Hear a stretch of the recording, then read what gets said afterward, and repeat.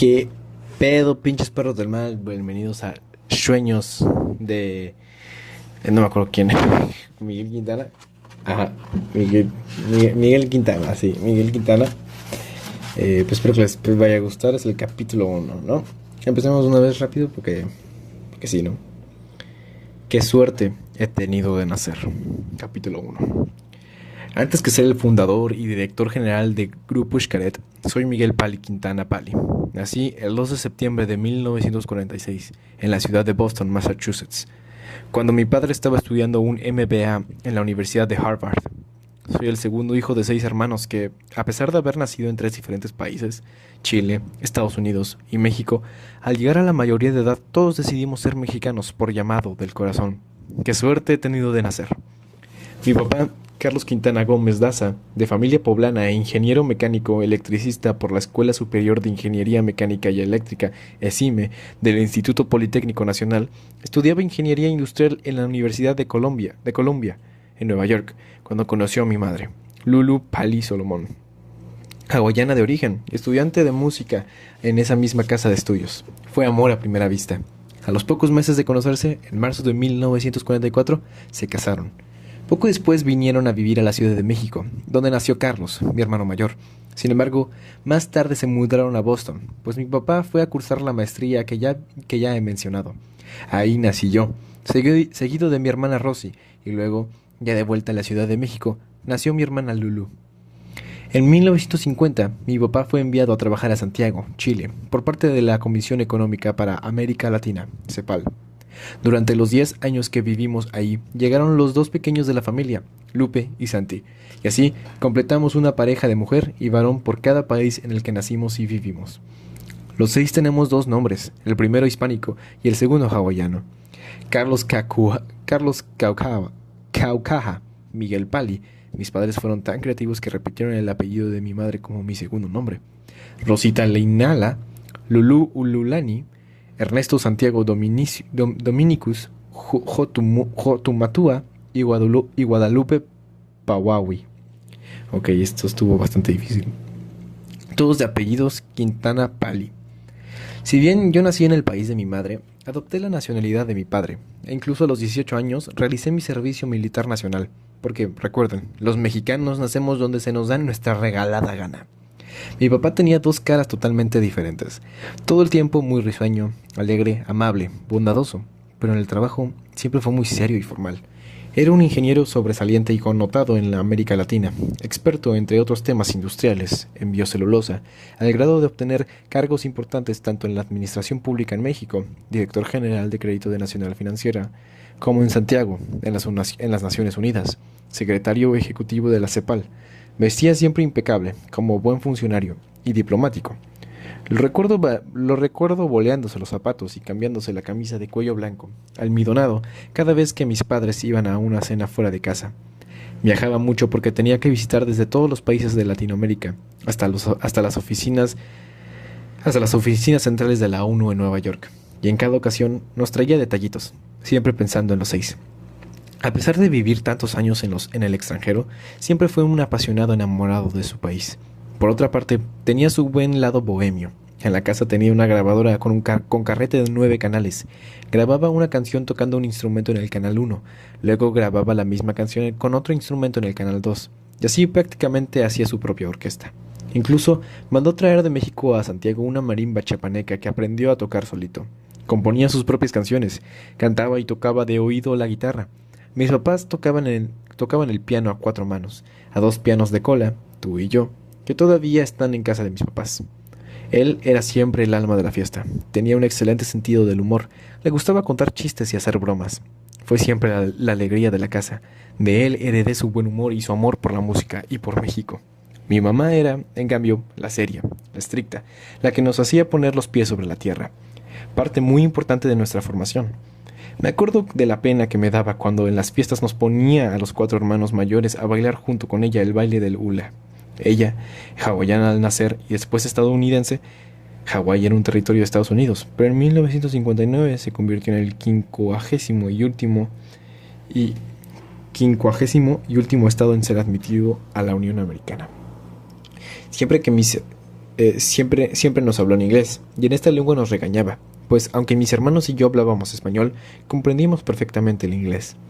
En Hawái, todo gira alrededor de la naturaleza, así que las 5 casas en que vivimos a lo largo de nuestra vida siempre tuvieron un hermoso jardín, creado y cuidado por mi mamá. Incluso cuando la familia regresó a vivir definitivamente a en la Ciudad de México, creó su propio orquideario, con especies de todas partes del país. Ella separaba la basura, hacía su propia composta, nos enseñó a consumir solo lo necesario, a respetar nuestro medio ambiente. Lo formal que somos nos lo dio ella, y la admiración por la naturaleza que guardaba en su corazón se quedó en nosotros.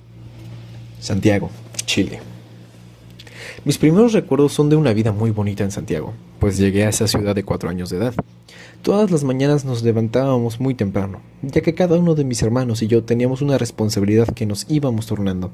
Unos preparaban la avena para desayunar, otros ponían la mesa, y generalmente, los mayores, Carlos y yo, comprábamos la leche en la carreta jalada por un caballo que se paraba en la esquina de nuestra manzana.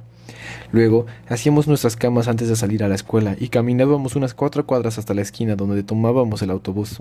Mi mamá nos enseñó a tener conciencia del dinero y a saberlo administrar. Tenía un cuaderno en el que nos calificaba si habíamos cumplido con nuestras tareas, si habíamos dejado tirada la ropa, si habíamos hecho la cama bien, si habíamos cumplido con el desayuno y nos daba o quitaba puntos. Los juntábamos para el fin de semana y con ellos comprábamos lápices o gomas. Además, nos daba una cantidad pequeña de domingo, la cual asignaba de acuerdo con nuestro comportamiento. Nos retribuía dándonos más para comprar un helado o unos barquillos a la salida de la iglesia.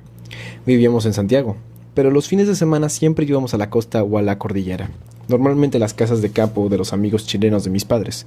En las vacaciones más largas íbamos al sur a la zona de los lagos, y de todo esto seguro nació mi gusto por los paisajes naturales. Chile en ese entonces era un país totalmente alejado del resto del mundo, y allá no teníamos familiares directos, pero a todos los colegas del trabajo de mi papá les llamábamos tíos, pues eran en verdad la única familia que teníamos allá. En la CEPAL había representantes de todos los países de Latinoamérica, así que la mitad de mis tíos postizos eran chilenos y la otra mitad del resto del continente. Como funcionario de las Naciones Unidas y diplomático extranjero, mi padre gozaba de una prestación bianual que le permitía regresar a su tierra natal con toda la familia para pasar sus vacaciones. Así, cada 2 años volvíamos a la Ciudad de México, a visitar a mis abuelos, tíos y primos. A veces viajábamos también a Hawái para ver a nuestros abuelos maternos, que aún vivían allá. Hubo una temporada en la que nos fuimos a vivir un año entero a la tierra de mi madre. Por ello, cursé 2 veces 5º año de primaria, una en Santiago y otra en Honolulu, en Lijo, una escuela pública cerca de la casa de mis abuelos. Mientras tanto, mi papá seguía trabajando, yendo y viniendo de Chile. Una de las cosas que siempre recuerdo es que en Hawái la mayoría de la gente andaba descalza. No es un símbolo de austeridad ni de pobreza, sino que por costumbre no se usan zapatos fuera del trabajo. Cuando llegaban visitas a la casa de los abuelos y llevaban calzado, lo dejaban afuera de la puerta de entrada, al estilo japonés. El problema de ser mitad hawaiano es que cada vez que llega alguien a verme a mi oficina, tengo que correr a buscar y ponerme el zapato que me quité. Ese tiempo en Hawái fue como un año sabático en el que interrumpimos nuestros estudios en Chile. Estas experiencias fueron parte de los planes que hicieron mis papás para educarnos en nuestra multiculturalidad. Ciudad de México. A mi papá le ofrecieron un trabajo en la Ciudad de México, en Nacional Financiera. Primero como gerente de programación industrial y años más tarde para fundar el Fondo Nacional de Fomento Industrial, FOMIN, por lo que regresamos de Chile en 1960. Entré, como lo había hecho en Hawái, a los Boy Scouts. Con ello hice campamentos nacionales en diversos sitios del país. Hice un recorrido en aventón por toda la República y entendí los principios de lo que hoy se llama sostenibilidad. Al aprender a impactar lo menos posible en la naturaleza donde se asienta el campamento y a convivir con ella, esta base ética junto con los valores de mi formación en el seno de mi familia fueron claves para mi desarrollo. En 1963 fui a hacer la preparación al Tecnológico de Monterrey, Campus Monterrey. En aquel entonces la prepa duraba 2 años, no 3 como ahora. Tuve la necesidad de quedarme los 2 veranos en Monterrey para adelantar materias y así poder acabar la prepa en solo 3 semestres, con mención honorífica. Yo ya llevaba 5 años de noviazgo y me urgía adelantar las clases para acabar mi carrera y casarme. Además de los conocimientos, lo que más valoró hoy de mis estudios lejos de casa fue la convivencia. En un principio me quedé en el internado del TEC de Monterrey y después, entre varios compañeros de la escuela y mi hermano Carlos, rentamos un departamento. Los proyectos que hicimos juntos en clase y el convivir en un mismo espacio nos enseñaron a trabajar en equipo. Decidí continuar en el TEC mi carrera profesional de ingeniero químico administrador, pero ahí solo duré un año. Me gustaba, pero no me terminó de convencer tanto contenido científico y de investigación, así que me cambié a la carrera de arquitectura en la Universidad Iberoamericana de la Ciudad de México. Después de 3 años en la Ibero, decidí salirme, tanto porque el nivel de exigencia no era muy alto, como por el ausentismo de los profesores, que iba en aumento, por lo que consideré que seguir ahí era una pérdida de tiempo. Me estaba oxidando. No dejes que la escuela interfiera con tu educación. Mark Twain. En 1967 nuevamente llamaron a mi papá a Naciones Unidas, ahora como secretario ejecutivo de la CEPAL, con sede en Santiago. Ahí vivieron él y mi mamá hasta 1973. Esta vez, en lugar de mudarnos todos, nos dejaron solos a los 6 hijos en nuestra casa de las Lomas de Chapultepec. Lupe tenía entonces 12 años, Santi 15, Lulu 18, Rosy 19, yo 20 y Carlos 22. Nos ayudaba una señora que cocinaba y otra que hacía los quehaceres de la casa. Lulu, la cuarta, era la responsable de la casa. Mi mamá tuvo la confianza de darle la firma de la chequera, de modo que pagaba los servicios y la colegiatura e iba todos los sábados con mis otras 2 hermanas al mercado de la Merced y al de San Juan a comprar las provisiones para comer toda la semana. En su camino a la UNAM dejaba a mis 2 hermanos menores que cursaban secundaria y preparatoria en la Escuela Moderna Americana en la Colonia del Valle, y por la tarde ellos se regresaban a casa en camión de línea. Se solicitan jóvenes inteligentes y ambiciosos. Mientras yo estudiaba en la Ibero, iba por las tardes a Nacional Financiera, porque mi padre, antes de irse a Chile, le pidió a uno de los directores el favor de que si él podía ser mi tutor y yo su asistente. Mi labor consistía en traducir artículos, reportes o informes del español al inglés y viceversa. Mis primeras traducciones eran terribles, pero aprendí a usar el diccionario y me volví un fluido traductor. Estuve trabajando en ese puesto como por 2 años, hasta que empezaron a introducir las primeras computadoras en el área administrativa, que fue cuando me invitaron a trabajar en el área de organización y después en el área de computación nacional financiera.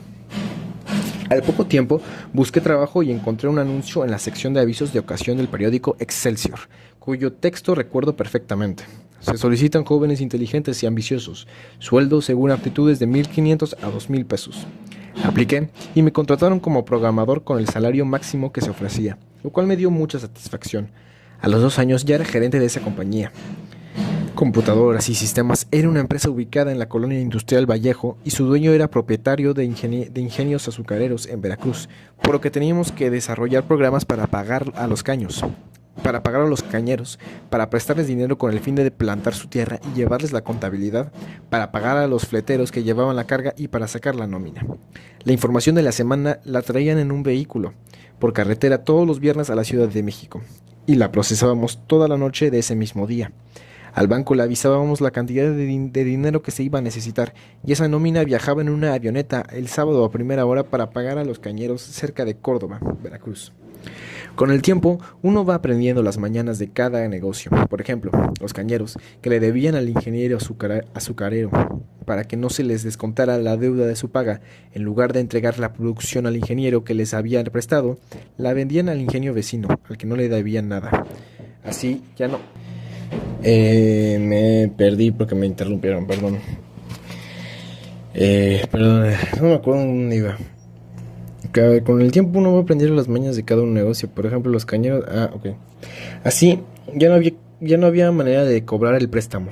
En el caso de los fleteros, por otra parte, metían en el río sus carretas cargadas con la caña para que ésta absorbiera el agua y pesara más cuando la ponían en la báscula, pues se pesaban las carretas antes y después de descargar, y la diferencia de peso era lo que se pagaba. El ingenio de los mexicanos le ganaba al ingenio azucarero. A ver. Bueno, eso fue el primer capítulo. Pues interesante, cortito, lo que sea. Nos falta un poquito, nos falta como 120 páginas o algo así. o más, no, sí nos faltan más como 220 páginas. Espero que les esté gustando. A mí, pues igual, es una autobiografía por lo que veo. Pues aquí, la verdad, ahorita está normal, viendo las orígenes de el mejor parque del mundo. Y pues espero que les haya gustado. Yo me tengo que ir a la chingada y espero que les haya gustado. Bye.